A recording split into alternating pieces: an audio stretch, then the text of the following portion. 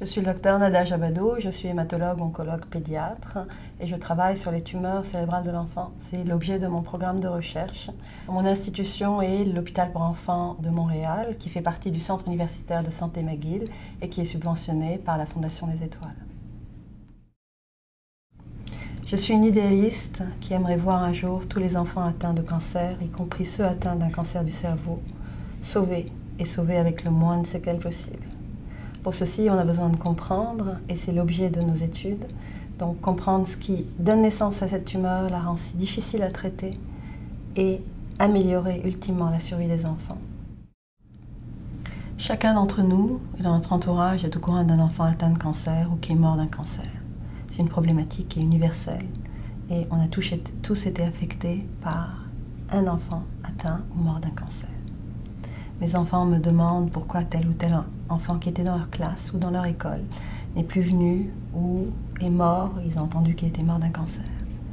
Ça nous touche tous. C'est la cause de mortalité la plus fréquente après les morts accidentelles comme la noyade ou les accidents de la route.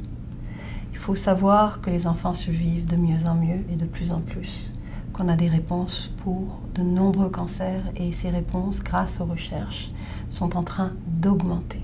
Donc il ne faut pas dire que c'est quelque chose qui est, une fois qu'on a un cancer, surtout un cancer chez un enfant, c'est un arrêt de mort. On arrive à faire survivre les enfants. Dans un cancer, plus le traitement est ciblé, plus il va être efficace et plus il aura de meilleurs résultats.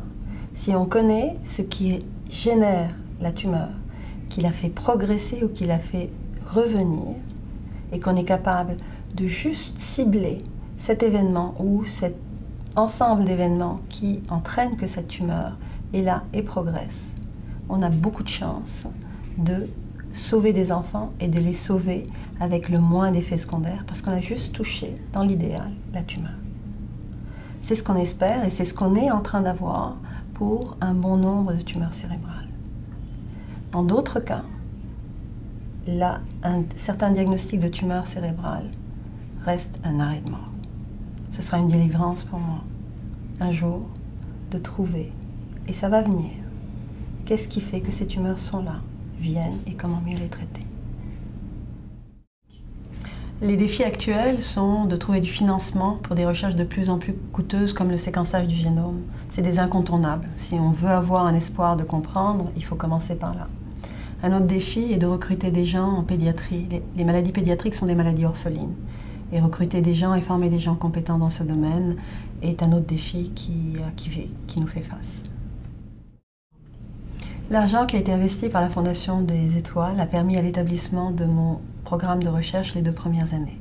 Ceci m'a permis d'accumuler des données suffisantes pour pouvoir postuler et obtenir des demandes de fonds internationaux, de publier. Et maintenant, cet argent permet à recruter et à former la relève en recherche pédiatrique. C'est des étudiants qui travaillent dans mon programme de recherche sur la genèse des astrocytomes de l'enfant, c'est-à-dire comment ces tumeurs naissent, progressent et reviennent. Ceci est indispensable. Cette relève est ce qui va permettre à ce programme qu'on est en train de bâtir de pouvoir continuer parce qu'il y aura des gens suffisamment intéressés et formés qui pourront le poursuivre. Par ailleurs, un certain montant de cet argent investi par la Fondation des Étoiles permet à ces étudiants d'aller présenter leurs résultats sur la scène internationale. Ça nous donne une reconnaissance, mais ça nous donne aussi accès à d'autres résultats avant leur publication qui peuvent orienter nos recherches et qui aussi permettent à la formation et à la carrière de ces jeunes étudiants qui vont devenir nos chercheurs de demain au Québec.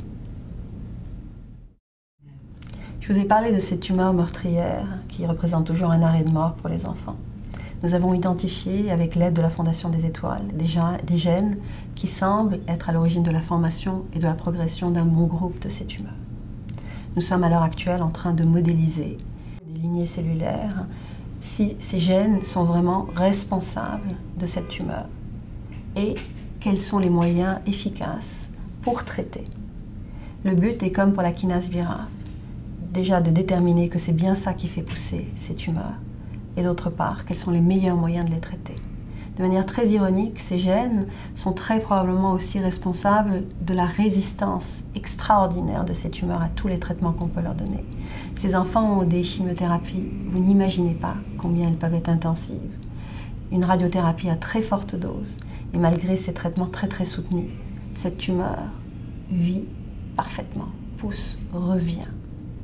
Et c'est très probablement parce que ces gènes qui sont anormalement altérés dans cette tumeur protègent le patrimoine génétique de cette tumeur et empêchent que nos traitements soient efficaces. Donc pour moi, c'est un très beau message d'espoir, parce que si on comprend qu'est-ce qui fait qu'on a cette résistance au traitement, on peut mieux traiter. Et c'est ce qui est en train de se passer dans mon laboratoire.